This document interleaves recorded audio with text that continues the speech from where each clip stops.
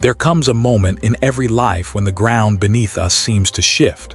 Something, or someone, we thought would always be there suddenly disappears. Plans we held onto so tightly fall apart, and in that instant it feels as though the universe itself has turned against us. But what if that wasn't true? What if those moments weren't punishments at all, but invitations? What if the universe, instead of being cruel, was simply nudging us toward a deeper wisdom we could never have discovered on our own? Master Shiheng Yi often reminds us that life doesn't always give us what we want. More often, it gives us what we need, even when that need feels unbearably painful. The universe strips away the illusions we cling to, not because it enjoys watching us suffer, but because it knows that freedom begins where attachment ends. Think about it. The tighter we hold onto something, the more fragile our peace becomes. We're constantly haunted by the fear of losing it. Whether it's a relationship, a career, a possession, or even our own sense of identity, our grasp creates chains that weigh us down. And when those chains grow too heavy, the universe intervenes. It breaks what we refuse to loosen. It removes what no longer serves our journey. This is not an act of cruelty. It's an act of compassion. Just as a teacher challenges a student with difficult lessons, the universe challenges us with loss, change, and uncertainty. These are not obstacles to happiness. They are the very doorway to it. And yet in the moment it feels unbearable. The heart aches, the mind resists, the body trembles with fear of the unknown. We cry out, "Why me? Why now?" But in the silence that follows, if we listen closely, there's a whisper. Because it's time. Because you're ready, because you cannot carry this any longer. When the universe forces us to let go, it is guiding us back to ourselves, back to the quiet strength that does not depend on external things, back to the inner stillness that cannot be shaken, no matter what falls away. This is the beginning of the journey, recognizing that every loss carries within it the seed of awakening. Every ending hides the possibility of a new beginning. And every time we are asked to release, we are also being offered a chance to rise. If we look closely at the root of human suffering, we begin to see a common thread: attachment. We don't suffer simply because life changes. We suffer because we resist that change. We cling, we hold on. And the tighter our grip, the deeper the pain when life inevitably shifts. Think of water held in your hands. If you cup your palms gently, it stays for a while, cooling your skin, giving you refreshment. But the moment you try to clutch it, to trap it, it slips through your fingers. The same is true of everything in life: relationships, possessions, even the self-image we build over years. The more we cling, the more fragile they become. Master Shiheng Yi teaches that suffering is not born from the outside world, it grows from within. It is the fear of loss, the desire for permanence in a world that is never still. We tell ourselves, if only I can keep this forever, then I'll be happy. But happiness built on conditions is happiness that trembles with every gust of wind. Imagine someone who loves deeply but cannot let go. They live not in the joy of love, but in the constant shadow of fear. What if this ends? What if they leave? What if I lose? Their heart becomes a prisoner of its own longing. What was once beautiful now becomes a source of torment. And so, attachment slowly transforms into chains. Chains to our possessions, chains to our status, chains even to the idea of who we are. We cling to an identity, our achievements, our failures, our roles in society, forgetting that none of these are permanent. When change inevitably arrives, as it always does, those chains pull us down into suffering. The Buddha compared attachment to a fire. At first it gives warmth, light, and comfort, but left unchecked it consumes everything. The house burns, the fields burn, and eventually the one who lit the fire is burned as well. In the same way, attachment may feel like love, security, or ambition at first, but over time it consumes peace, freedom, and clarity, leaving only ashes of desire. But here's the truth most people overlook: it's not the loss itself that destroys us, it's our resistance to loss. Life takes, life gives, life changes. That is its nature. But when we shout no, at that nature, when we clutch at what is already slipping away, we tear our own hearts apart. Suffering, then, is not an enemy sent to punish us. It's a mirror. It reflects back the places where we cling too tightly, the illusions we refuse to release. It shows us where we are still trapped, where we have not yet learned to flow with the current of life. And this is why the universe sometimes forces us to let go, because without that release, we would remain chained forever. Life rarely whispers politely. More often, it teaches the way a stern master would, through lessons that shake us, challenge us, and sometimes break us open. The universe, in this sense, is not an enemy nor a friend in the way we imagine. It is a teacher, a strict one. And like any teacher who truly cares, it refuses to let us remain small when we are capable of more.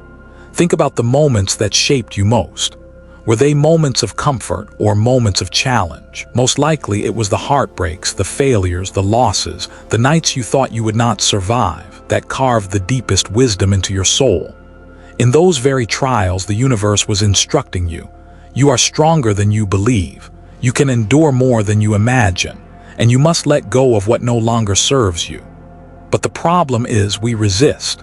Just as a child resists homework or discipline, we resist life's teachings. We want ease, we want certainty, we want the illusion of control. And so, when life pulls something from our grasp, we cry out in protest. Yet in hindsight, we often see it differently. We realize that what felt like punishment was actually protection. What seemed like cruelty was preparation. The universe does not give us endless comfort, it gives us truth. And truth is rarely easy to swallow. A door must close before a new one opens. A storm must rage before the air becomes clear. A fire must burn before the forest can renew itself. In the same way, loss, disappointment, and endings are not signs that life has abandoned us. They are signs that life is still shaping us, chiseling us into who we are meant to become. Imagine a master sculptor. With every strike of the hammer, pieces of marble fall away. To the stone, it may feel like destruction, but to the sculptor, it is art. The universe works in much the same way. Every loss, every shift, every forced release is a strike of the hammer, removing what is unnecessary so that our true form can emerge. And yet, this is not an easy lesson to accept. Most of us pray for a gentle teacher, but the universe knows that gentle lessons are quickly forgotten.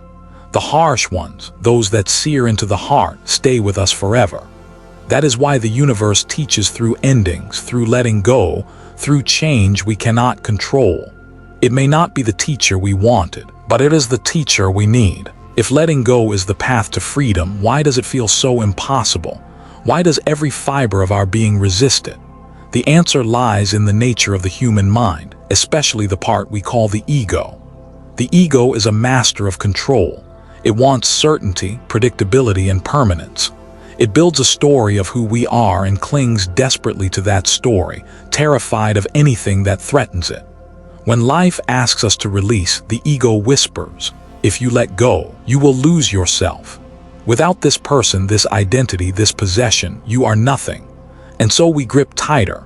We hold on to jobs that drain us, relationships that no longer grow us, beliefs that no longer serve us, because the unknown feels scarier than the pain we already know. But here is the paradox. The more we cling, the heavier our suffering becomes. Letting go is not hard because it's unnatural. It's hard because we've been conditioned to equate clinging with safety.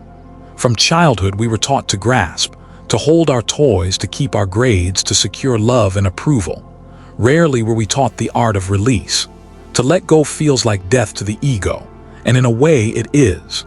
Every time we release, a part of the old self dies, a false identity, an illusion of control, a story we told ourselves.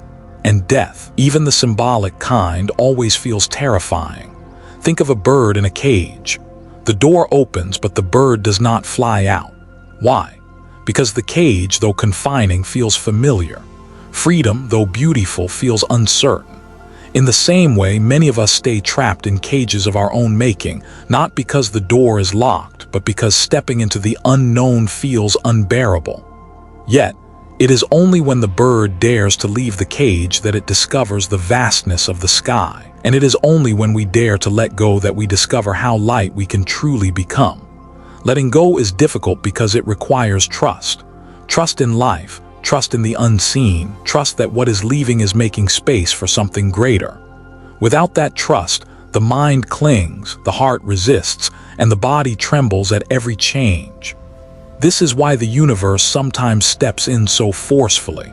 It takes away what we cannot release on our own. It tears the object from our grasp, not to punish us, but to liberate us from the prison we built around ourselves. And though we may scream and cry in that moment, later, often much later, we come to see the truth. It was never loss, it was initiation. Loss is one of life's greatest paradoxes.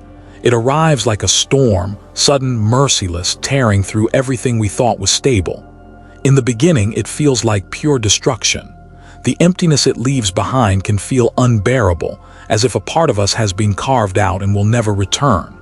And yet, hidden inside that emptiness, there is an unexpected gift. Loss has a way of stripping life down to its essentials.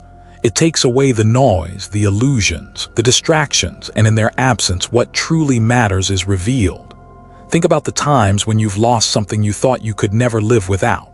A relationship, a job, a dream, perhaps even a loved one. In the beginning, the grief is overwhelming. But slowly, as the days turn into weeks, you begin to see what remains.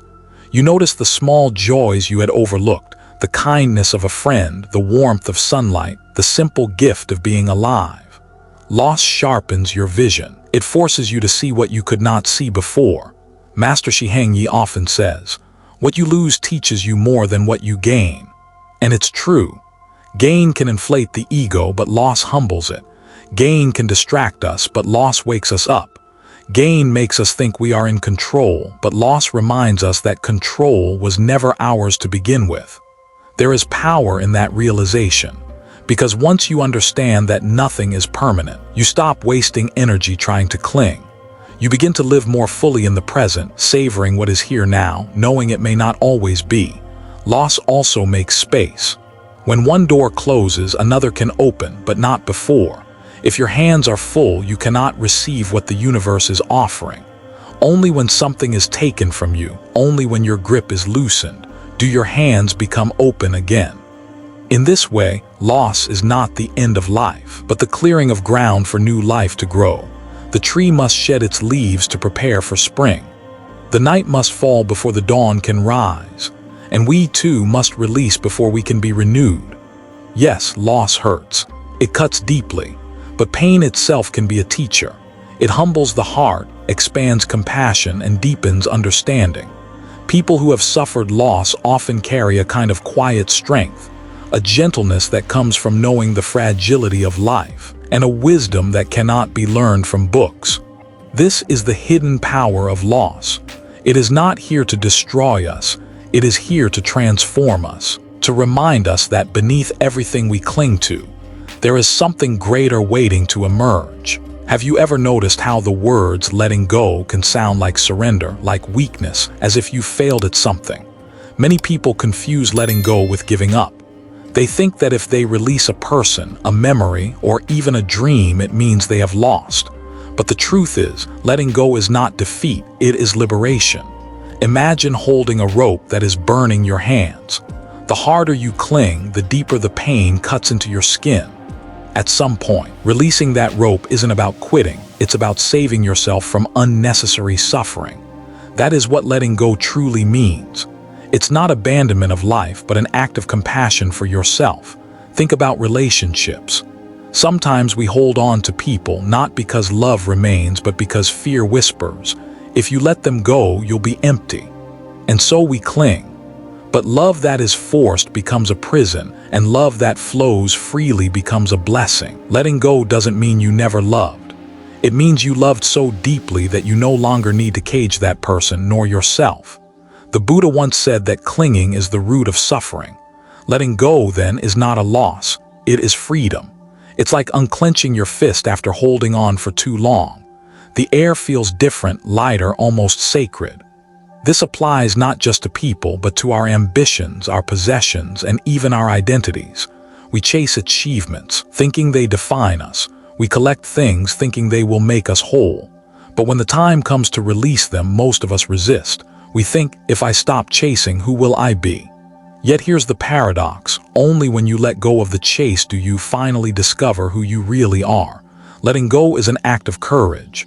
It asks you to stand face to face with uncertainty and say, I trust. It doesn't mean you don't care. It doesn't mean you stop trying. It doesn't mean you walk away from your responsibilities. It means you choose not to chain your soul to what is already meant to pass. There is a subtle power in this, the power to release control, the power to surrender to life's flow. Think about the river. It never clings to a single drop of water. It keeps moving, carrying everything with grace, yet losing nothing of its essence. That is the spirit of letting go. And here lies the key. Letting go is not about losing, but about making space. Space for new beginnings, space for growth, space for peace. When you unclutter your heart, life has a way of filling it with exactly what you need. So the next time fear whispers that letting go means you failed, smile gently at that fear. Remind yourself, you are not giving up, you are opening up. You are not abandoning, you are allowing. And when you live with this wisdom, something profound begins to happen. You stop resisting the lessons life brings, even when they arrive through pain. You begin to see every ending as a doorway, every release as an invitation, every loss as a teacher. Because the truth is, the universe never takes without giving. It only reshapes. It only clears what no longer serves so that your hands are free to hold something greater. And when you can trust that truth, you'll see that letting go is not a tragedy. It is the beginning of transformation. Close your eyes for a moment and imagine walking through a quiet forest. The air feels alive, carrying the scent of earth and leaves.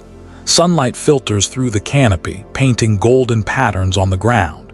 Here, in this cathedral of life, nature speaks without words, and if you listen closely, it teaches truths that no book can fully capture. Look at the trees. Each season, they shed their leaves without hesitation. They don't cling to what has already lived its purpose. They trust that after the cold of winter, spring will arrive with new growth. And isn't that what we struggle with as humans? We hold on to things long past their season, fearing emptiness, fearing change. Yet nature shows us that release is the very rhythm of renewal. Think of the river. It never stops moving. It doesn't resist the rocks in its path. It flows around them, carving valleys and nourishing everything it touches. The river does not fight the obstacles. It transforms them into part of its journey. What if we lived the same way? What if, instead of resisting difficulties, we allowed them to shape us, trusting that they too are part of the flow? Now picture a butterfly. Its beauty is breathtaking, but it didn't begin that way. First, it was a crawling caterpillar. Then it entered the darkness of a cocoon. In that stillness, it dissolved completely before emerging transformed. Nature whispers to us, transformation requires surrender. You cannot become who you're meant to be if you refuse the cocoon. Even storms carry wisdom. They shake the earth, bend the trees, cleanse the skies. After the storm, the air feels clearer, the world somehow reborn. Life's storms are the same. They may shake your spirit, but they also strip away illusions, leaving behind only what is real, what is strong. And then there is silence, the quiet of dawn, the stillness of a mountain, the pause between waves. In that silence, nature reminds us that not every moment needs to be filled. Growth often happens in stillness. Healing often comes in quiet. Peace often hides in the spaces between sounds. Nature teaches us balance. The sun doesn't shine all the time, the night has its place. The rain doesn't fall forever, the sky clears again. Life, too, is a cycle of light and shadow, growth and rest, gain and loss. When we fight this rhythm, we suffer. But when we align with it, life feels lighter, even in its challenges. Perhaps the most profound lesson nature gives us is humility. The mountain stands tall without arrogance. The ocean holds vastness without pride. The flowers bloom not to be admired, but simply because it is their nature. Everything exists in harmony without needing to prove its worth. Imagine how free we'd be if we lived the same way, rooted in being, not in striving. So the next time you step outside, don't just see nature. Listen to it. Let the trees remind you to release. Let the rivers teach you to flow. Let the butterflies show you the beauty of transformation. Let the storms reassure you that even chaos has a purpose. And let the silence invite you home to yourself. Because in the end, nature is not separate from us. We are not visitors here, we are part of its heartbeat. And when we remember that, we begin to live with a wisdom that is both ancient and eternal. There comes a moment in life when everything you thought you needed falls away, people, plans, even parts of yourself. At first, it feels like devastation, like standing in a room stripped bare, walls echoing with silence. That emptiness can be terrifying because the mind rushes to fill it, to cling to something, anything, just to escape the void. But what if the emptiness isn't a punishment? What if it's an invitation? In those hollow spaces of loss, of endings, of uncertainty, something profound waits for us. Peace is not hidden in the noise of constant doing. It's not found in the frantic chase for control. It waits in the quiet, in the stillness, in the empty spaces we usually run from. Think of a musical note. Its beauty is not only in the sound, but in the silence that surrounds it. Without the pause, the music becomes chaos. The same is true for our lives. Without emptiness, without pauses, everything blurs together, and we miss the sacred rhythm of existence. When we allow ourselves to sit with emptiness, a shift happens. The mind begins to soften. The heart, no longer drowning in distractions, starts to breathe again. We see that the void isn't void at all, it's a fertile field. Just like soil looks empty before the seed is planted, silence looks empty before wisdom takes root. The great paradox is this: the very space we fear is the space that heals us. In emptiness, meet ourselves. Without the constant noise of should and must, we discover what is true, what is essential. The hollow ache becomes a doorway to wholeness. Peace is not about filling life with more. It is about embracing less. It is about realizing that when the hands are empty, they are finally open to receive. That when the heart releases its grip, it becomes spacious enough to hold joy again. So if you find yourself in a season of emptiness, do not rush to escape it. Sit with it. Listen to it. Let it breathe. For it is in the spaces between what was and what will be that the soul remembers its own strength. And perhaps in that silence, you will realize peace was never lost. It was only hidden beneath the clutter, waiting patiently for you to notice. Letting go sounds beautiful in theory, almost poetic. But in the real world, in the noise of everyday living, it can feel impossibly hard. How do you release what your heart is still tied to? How do you loosen your grip on worries that keep circling in your mind? How do you surrender when every instinct is telling you to hold on tighter? The truth is, letting go is not a single dramatic act. It's a practice. A way of meeting life moment by moment. Start small. When you wake up in the morning, notice your thoughts. How often do you already leap into yesterday's regrets or tomorrow's anxieties before even getting out of bed? Pause. Breathe. Imagine those thoughts as clouds passing through the sky. You don't have to chase them. You don't have to hold them. Simply let them drift. That is letting go. Throughout your day, practice with the little things. Someone cuts you off in traffic, your anger rises. Instead of feeding it, take a deep breath and release it into the air. A conversation doesn't go the way you hoped. Instead of replaying it endlessly, allow the words to dissolve. Every time you do this, you train your heart to loosen its grip. But letting go is not only about thoughts or frustrations. It's also about possessions, expectations, and identities. Look around your home. How many things do you keep not because you need them, but because you fear the emptiness of space? Letting go of clutter is not just about cleaning. It's about learning that your worth is not tied to what you own. And then there are expectations. How often do we chain ourselves to the idea of how life should be? The perfect partner, the perfect career, the perfect family.